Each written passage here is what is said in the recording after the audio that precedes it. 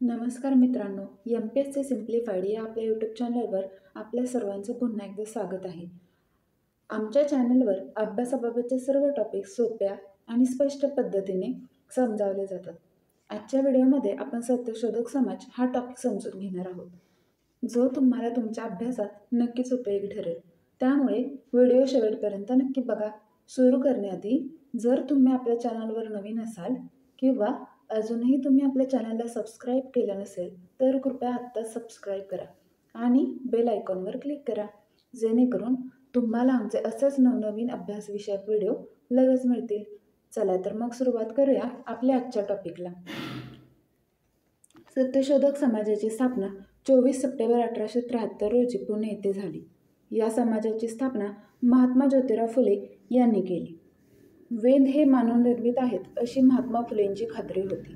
ते स्वतः या समाजाचे पहिले अध्यक्ष आणि कोषाध्यक्ष होते, तर नारायण गोविंदराव कडलग यांची कार्यवाह म्हणून निवड झाली होती.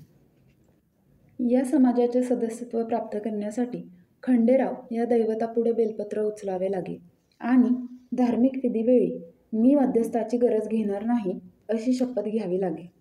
1874 साली कृष्णराव भालेकर यांच्या विनंतीवरून ज्योतिरावांनी सत्यशोधक समाजाची शाखा मुंबई येथे सुरू केली.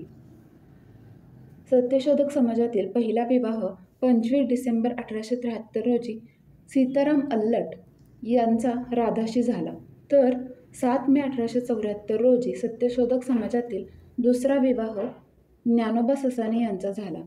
हे दोन्ही विवाह सत्यशोधक पद्धतीने म्हणजेच धार्मिक विधी न करता म्हणजेच पुरोहिताशिवाय झाले. गुलामगिरी व ब्राह्मणांचे कसब या 2 ग्रंथांचा वापर त्यांनी समाजाच्या प्रचारासाठी केला.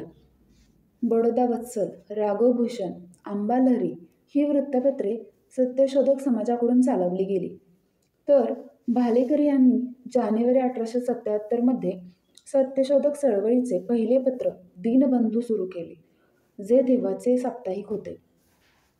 ज्योतिरावांच्या मते ब्राह्मणी वर्चस्व धार्मिक, सामाजिक आणि आर्थिक अशा सर्व क्षेत्रांत दिसून येत होते. ब्राह्मणांच्या या गुलामगिरीतून कनिष्ठ वर्गाला मुक्त करणे हाच सत्यशोधक समाजाचा उद्देश होता. तर हा होता आजचा टॉपिक.